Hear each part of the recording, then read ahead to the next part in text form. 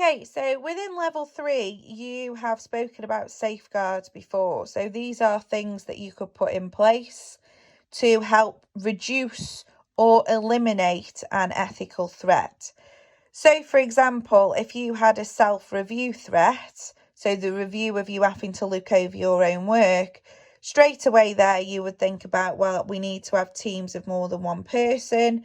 We need to clearly see who has done what work, perhaps get people to sign it off. Or the other thing is that you could have an audit, okay? What you've got on your next slide here is 6 other things to think about. But this is more from how you would embed it in your business's culture. So, for example, you should be encouraging your staff to be honest at all times. Now, when I'm saying that you should be encouraging them to be honest, that sounds pretty obvious. However, you need to think of ways within your company to allow staff to be honest. So, for example, if you had something like an anonymous whistleblowing helpline, that's giving people the option to be honest, but without thinking that they've got to put the name against something. Openness. So the business should be willing to freely provide information as needed. Now, obviously, we do have to think about data protection here and confidentiality.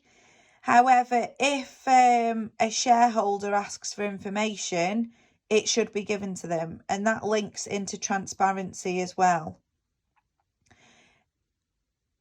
Trust. You need to be able to trust the people that you're working with and to see that they are always trying to do the best for you as a stakeholder. So when we're saying stakeholders as well, don't forget that's anybody with an interest in the business. Empowerment. Now, I do like this one because it's giving people the ability to make their own decisions. When you do that, you give people a little bit of ownership of the business, almost, because if you get to make a decision and you're not just being told all the time what to do, you feel like you have some more responsibility as well. And respect. So this is respect of people with regards, have they got a disability, their gender, their ethnic background, sexuality, their age.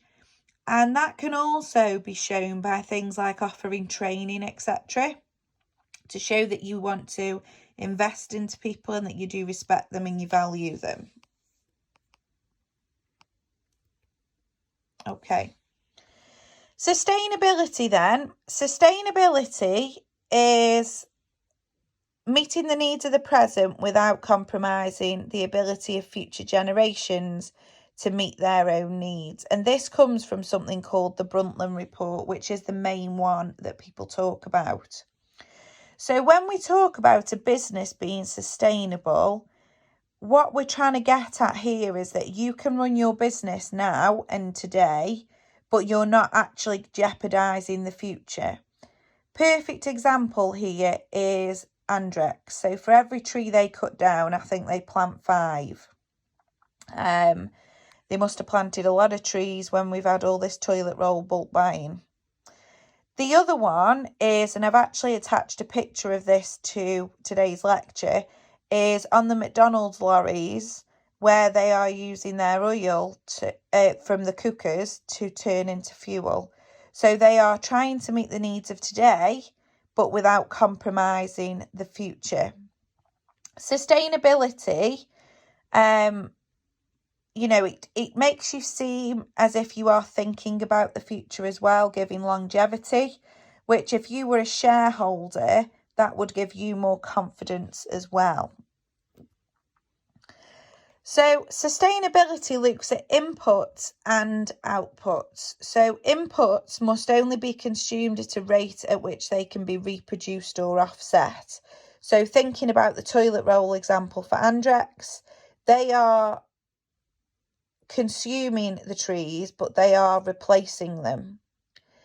And the output must not pollute the environment at a rate greater than it can be cleared or offset. So, for example, factories nowadays have things like carbon filters fitted to them. or they might have a recycling program, for example. That is all things that are aiding sustainability. Sustainability, though, as it says there, it is more than just looking at the environmental concerns, and they call this the 3 Ps: people, planet, profit. Environmental seems quite obvious, you know, when we talk about recycling and gases and transport, but social sustainability, so investing in people, giving them skills, training them, people doing qualifications, CPD. Economic, so how are you putting back into society? So this might be things like if you do charitable work, or even down to the co-op donates their food to the local food bank, and so does M&S. You're putting back into the world, whereas that could have been waste otherwise, that would have just been there, you know, and you're trying to do something with it instead. So this is an example here of unsustainable practices. So economic, underpayment of taxes. Now, don't forget, tax is what keeps our country running particularly. So if you think our taxes pay for things like the NHS, for education, the police, the fire service, and this is why Starbucks actually got boycotted a few years ago, because they reported a massive profit, and then it was found that they didn't pay any tax into the UK tax system. Now, they weren't breaking the law. What they were doing was perfectly legal. However, people argued, well, you have closed other small coffee shops down, you have put waste into the UK system, and now you aren't putting anything back in. So that was unsustainable, because if every business did that, and if every business used a tax haven or used a tax registration in another company to get out of paying tax, there would end up being no tax in the UK, and then how would we fund everything else?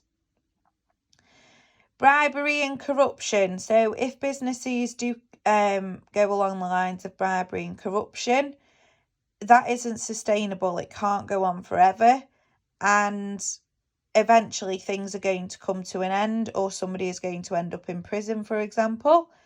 So it would be unsustainable. So that would be your profit P. This would be your people P, because don't forget it's the 3 Ps: profit, people, planet.